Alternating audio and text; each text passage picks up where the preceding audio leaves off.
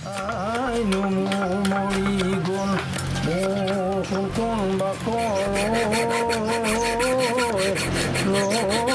কান্দিবলে কোন উপায় মৰা নাপালো গম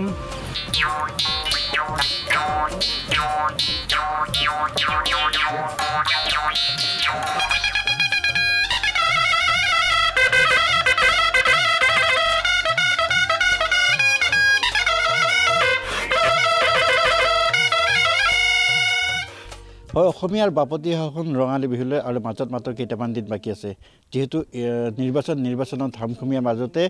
অসমীয়াই বিহুৰ প্ৰস্তুতি অব্যাহত ৰাখিছে এই মুহূৰ্তত আমি উপস্থিত আছোঁ হোটেলত আৰু ৰাতুল ডেকা নামৰ এগৰাকী বিহুৱা সেই বিহুৱাই প্ৰতি বছৰৰ দৰে এইবাৰো তেখেতে নিজৰ ঘৰতেই গগনা তৈয়াৰ কৰাত ব্যস্ত হৈ পৰিছে যিহেতু বিহুৰ প্ৰধান এক বাদ্য হৈছে গগনা সেই গগনা তেওঁ এতিয়া প্ৰস্তুত কৰাত ব্যস্ত হৈ পৰিছে আমি দেখুৱাইছে সুন্দৰ পৰিৱেশ তেখেতে নিজৰ ঘৰতে শ গগনা এনেদৰে প্ৰস্তুত কৰিছে আৰু এই গগনাসমূহ কি কৰিব বা কোনে লৈ যাব বা ক'ত তেওঁ বিক্ৰী কৰিব এই বিষয়ে কথা পাতিম আৰু বিহুৰ প্ৰস্তুতি সম্পৰ্কত তেওঁৰ সৈতে কথা পাতিম আৰু সুন্দৰকৈ তেওঁ বিহু গান গাই আচলতে তেখেতে গগনা প্ৰস্তুত কৰিছে হয় নমস্কাৰ পোনপ্ৰথমতে মই আপোনালোকৰ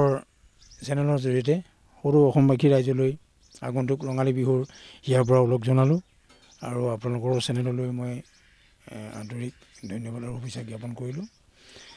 গগনা বনাই আছোঁ এই গগনাবোৰ যিহেতু আমাৰ বিহুৰ পঞ্চবাদ্যৰ ভিতৰত অন্যতম বাদ্য অতি সূক্ষ্ম বাদ্য আৰু বাদ্যবিধ প্ৰতি বছৰে বনাওঁ মই প্ৰতি বছৰে ৩,০০০ ৪,০০০ কিমান পাৰোঁ বনাবলৈ চেষ্টা কৰোঁ এইবেলিও যথেষ্ট সংখ্যক গগনা মই বনাইছোঁ আৰু গগনাসমূহ অসমৰ আমাৰ বিভিন্ন অঞ্চললৈ মই প্ৰেৰণ কৰোঁ ঘৰৰ পৰা আহিও লৈ যায় আৰু ইতিমধ্যে যথেষ্টখিনি গগনা মোৰ ঘৰৰ পৰা আহি লৈ গৈছে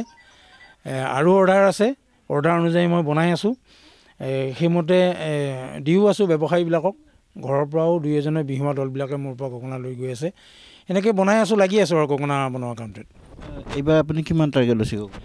এইবাৰ মই টাৰ্গেট আচলতে 5,000 গগনা টাৰ্গেট লৈছিলোঁ ইতিমধ্যে কিন্তু মোৰ 3,500মান গগনা হৈ গ'ল এতিয়া নাজানো কিমান দূৰ সফল হ'ব পাৰোঁ মোৰ টাৰ্গেটটো মই সম্পূৰ্ণ কৰিব পাৰোঁ নে নাই কিন্তু 3,500 গগনা ইতিমধ্যে কিন্তু মই দোকানবিলাকত দি দিছোঁ আৰু কিবা অৰ্ডাৰ আছে হয়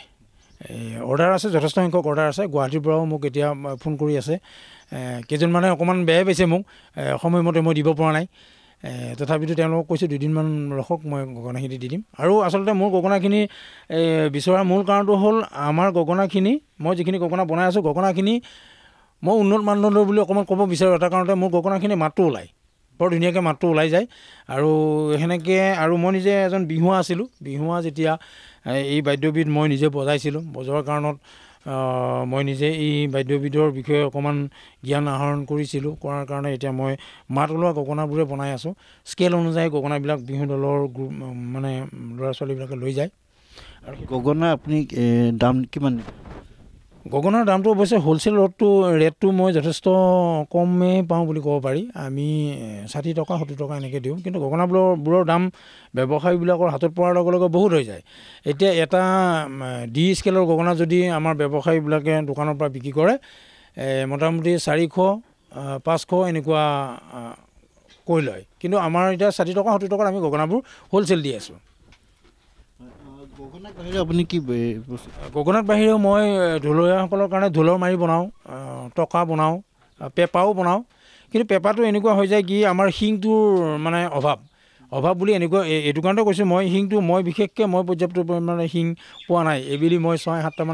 8টামান শিং আনিলোঁ আনাৰ পিছত মই 3 যোৰ 4 যোৰ পেঁপা বনালোঁ ইতিমধ্যে মই বনোৱা পেঁপাকেইযোৰ বিভিন্ন দলত দিয়া হৈছে তেনেকুৱা আৰু আপুনি যেহেতু ক'লে যে আপুনি এজন বিহুৱা গতিকে আপুনি সুন্দৰ বিহু গীতটো আপুনি গায়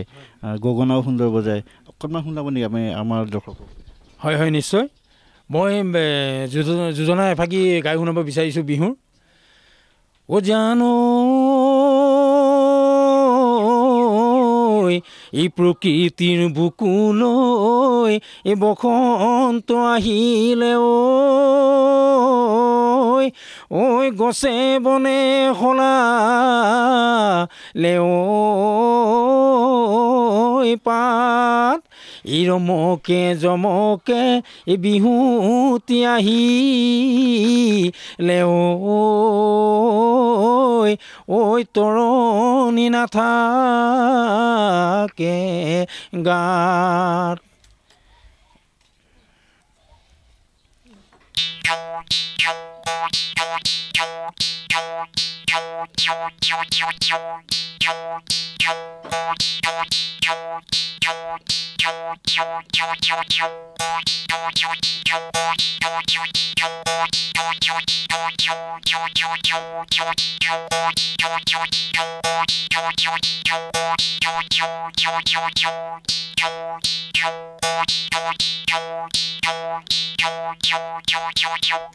সুন্দৰ পেপাও বজোৱা আমি দেখিছোঁ এবাৰ যদি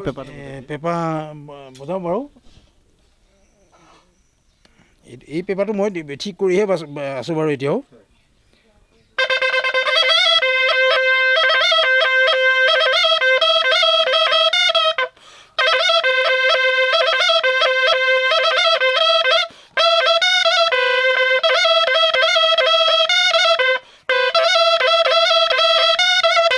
আচলতে এনেদৰে এতিয়া অসমৰ সেই যিসকল যুৱক যুৱতীসকলে বিহুৰ প্ৰস্তুতি কৰিছে আৰু যিহেতু বিহুলৈ বেছি দিন নাই সকলোৱে এয়া বিহুৰ প্ৰস্তুতি আমি দেখুৱাই গৈছোঁ